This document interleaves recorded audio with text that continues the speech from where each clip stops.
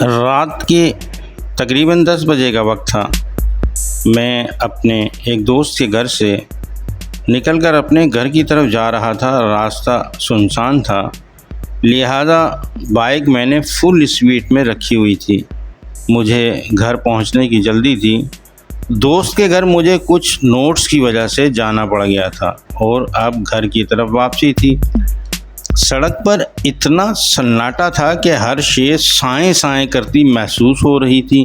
अजीब एक खौफ सा हर तरफ तारी था। दिल की धड़कन भी साफ सुनाई दे रही थी। सड़क के किनारे लगे दरख्त भी यूं खामोश खड़े थे, जैसे अगर उन्होंने हरकत की तो कोई उन्हें जड़ से उखाड़ फेंकेगा। मैं अपनी धुन में मगन बाइक फुल स्पीड में दौड़ा रहा था। खौफ नाम की शय से मैं वाकिफ़ नहीं था, लिहाजा सुकून से सफ़र कर रहा था। लेकिन अचानक ही मुझे बाइक की स्पीड कम करनी पड़ गई, क्योंकि आगे सड़क के बीचों बीच कोई खड़ा था। उसका लंबा सा चोगा हवा की वजह से लहरा रहा था।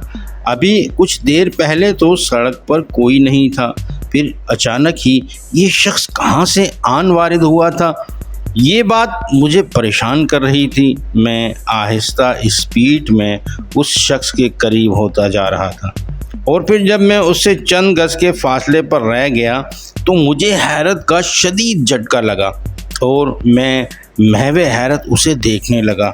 वो कोई शख्स नहीं बल्कि एक लड़की थी, और लड़की भी वो जिसे देखकर आदमी के होश व हवास गुम हो जाएं।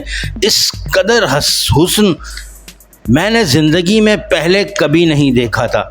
उस लड़की पर किसी अप्सरा का गुमान हो रहा था। ऐसा लग रहा था कि कोई हसीन हूर ज़मीन पर उतर आई हो। उसके काले जुब्बे के साथ उसके स्याह बाल भी हवा में लहरा रहे थे। अजीब पुरस्कार सा माहौल बना हुआ था। उस लड़की की निगाहें मुझ पर जमी हुई थीं। वो मुझे अजीब हसरत अंगेज़ निगाहों से घूर रही थी। उसका इस तरह से मुझे घूरना मेरे दिल की धड़कन बढ़ा रहा था। कौन हो तुम और इस तरह रास्ते में क्यों खड़ी हो? मैंने उसे देखते हुए हैरत भरे लहजे में उससे पूछा। वो अब भी मेरी तरफ ही देख रही थी। बाइक में रोक चुका था। वो मेरे पूछने पर कुछ ना बोली, बस मुझे देखती रही। कौन हो तुम? मैंने फिर पूछा। तुम्हारी दासी हूँ। उसके लब हिले किसी अप्सरा की तरह और साथ ही फ़ज़ा में एक सरूर अंगेज़ महक सी फैल गई, ऐसी महक जो रूह तक को महका दे। मेरी दासी? मैंने हैरत से दोहराया। क्या मतलब है तुम्हारा? मैं जन्म जन्म से तुम्हारी दासी हूँ।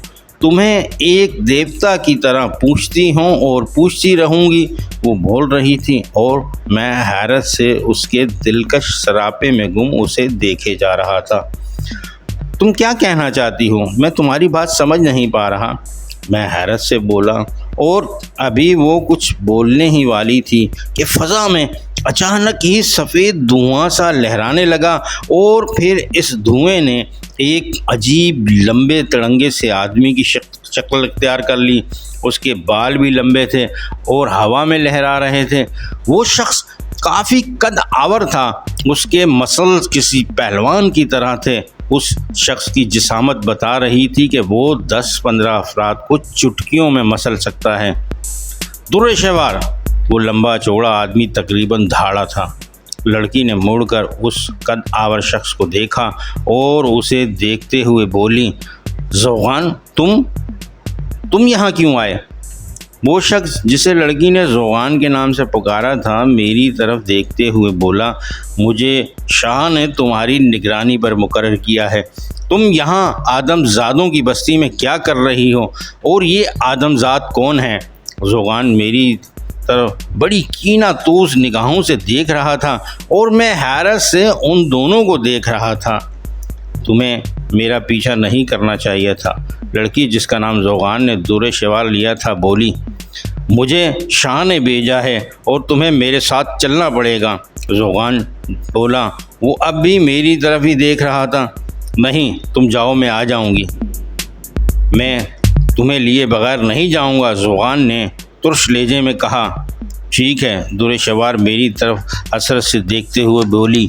मैं भी उसकी तरफ देख रहा था। हम दोनों की नज़रें मिलीं और मुझे उसकी नज़रों में अजीब तड़प और एक नामुकम्मल सी हसरत नज़र आई। उसकी नज़रों से लग रहा था कि वो मुझसे बहुत कुछ कहना चाहती है। और फिर अचानक ही वो दोनों हवा में यूं तहलील हो गए जैसे वो वहाँ थे ही नहीं। मैं काफ़ी देर तक अपनी बाइक पर बैठा हैरत से उस जगह को देखता रहा जहाँ कुछ देर पहले ज़ोगान और दुर्शवार मौजूद थे। कुछ देर बाद मैंने अपनी हालत पर काबू पा लिया और फिर मैं बाइक को किक मारकर घर की तरफ चल दिया।